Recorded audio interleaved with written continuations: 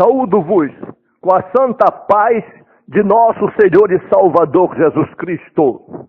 Lições da Bíblia com o pastor Sócrates Penaforte Fadu.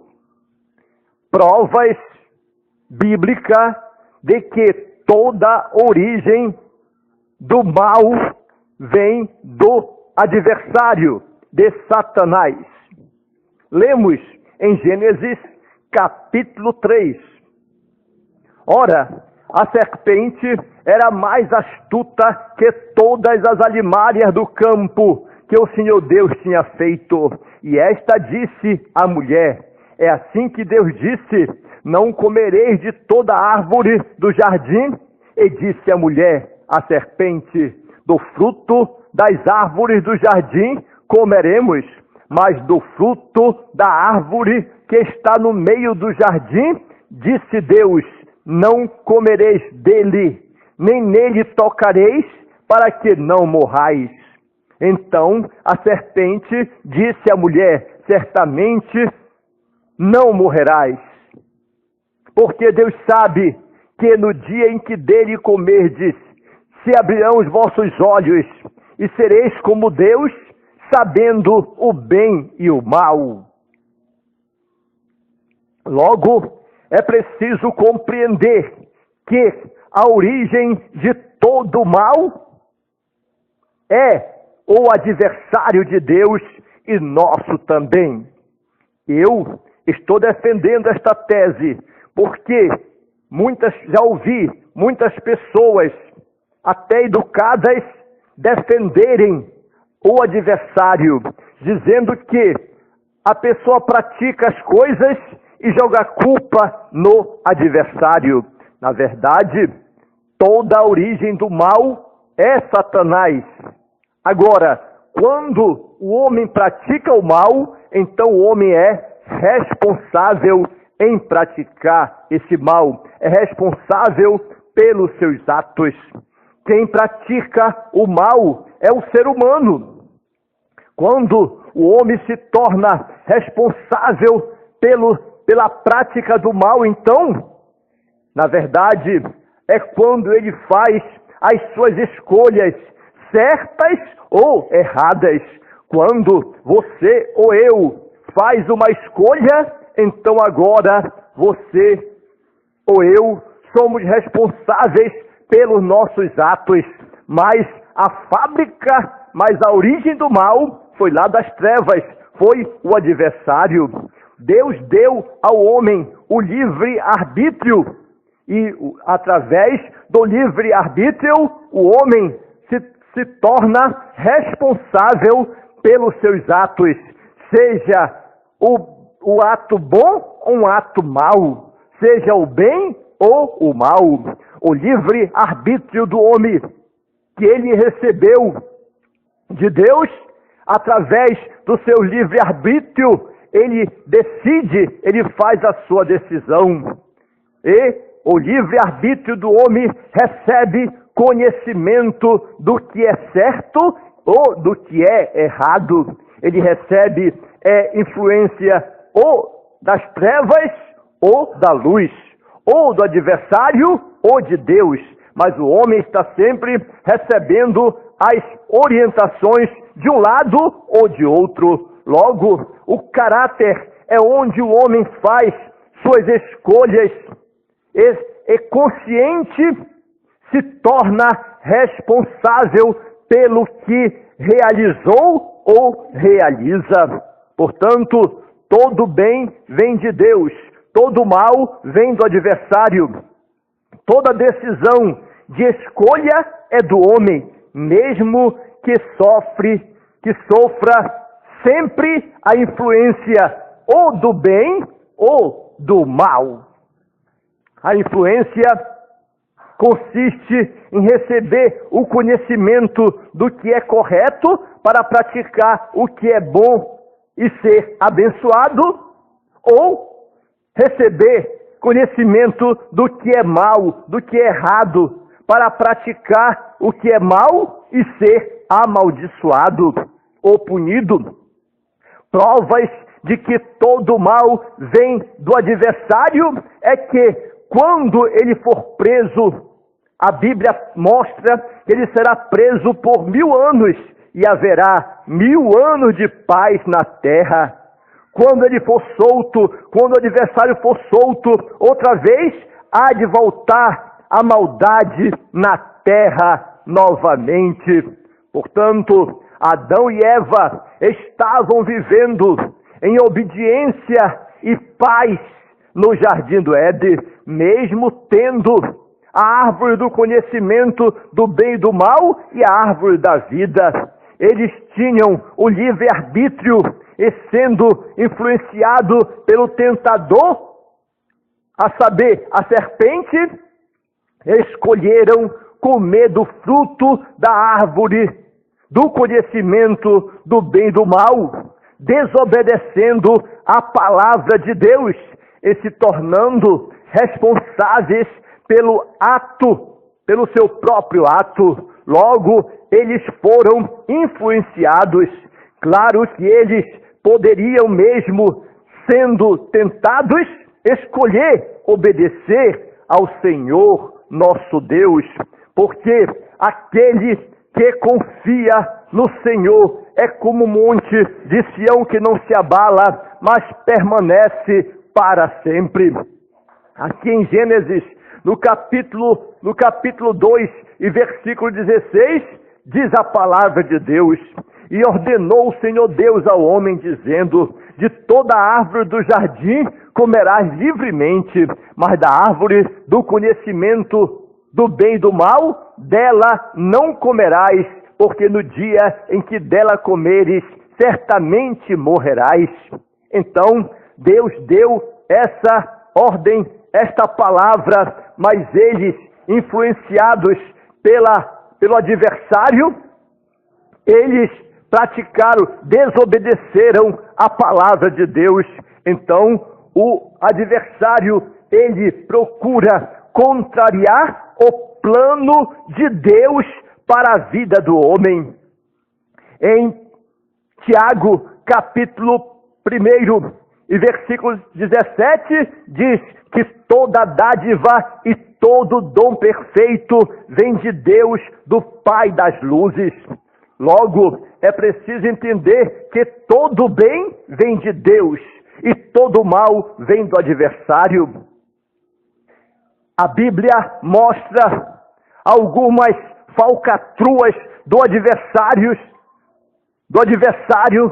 para abrir nossos olhos como igreja. A saber, por exemplo, em Mateus capítulo 4 e versículo 1 em diante, mostra a tentação de Jesus, que o adversário se aproveitou da situação que Jesus estava para tentar o Senhor, mas Jesus, ele não aceitou, mas Jesus rejeitou, mas Jesus resistiu ao diabo, e a palavra de Deus diz: resistir ao diabo e ele fugirá de vós.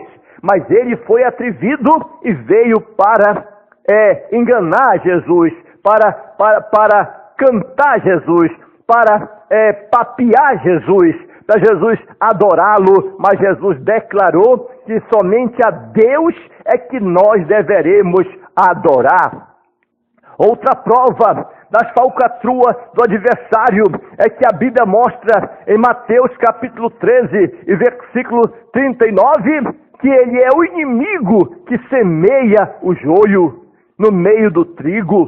Então, o adversário, ele está sorrateiramente, ele está sutilmente semeando o mal, semeando o seu pecado de alguma forma, para que o homem não pense que é ele, e o homem vá e pratique o mal, e viva o mal. E aí então ele se esconde de uma forma, ele procura enganar o homem, e a palavra de Deus diz que o inimigo fez a semeadura do joio de madrugada. Em Lucas capítulo 8 e versículo 12, a palavra mostra que depois vem o adversário e tira-lhes do coração a palavra. Então o adversário, ele tira a palavra do coração do homem, ele procura modificar o sentido para que o homem não obedeça a Deus, não sirva ao Senhor com alegria.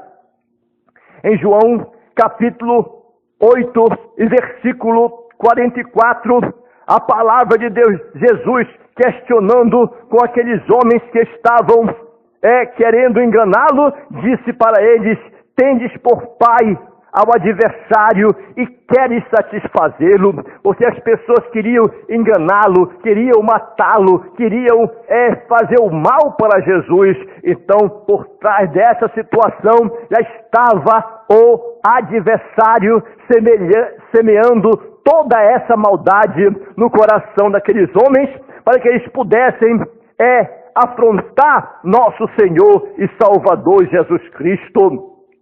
Em Efésios, em João ainda, capítulo 13 e versículo 2, a palavra de Deus nos diz que já o adversário tinha posto no coração de Judas a fazer o mal. Então, o adversário, ele põe pensamento, ele põe no coração, ele lança mensagem, ele faz uma forma de enganar o homem, para que o homem pense que não é o homem, que não é o adversário, mas é o adversário enganando a humanidade. Ele sorrateiramente colocou no coração de Judas a fazer o mal contra Jesus.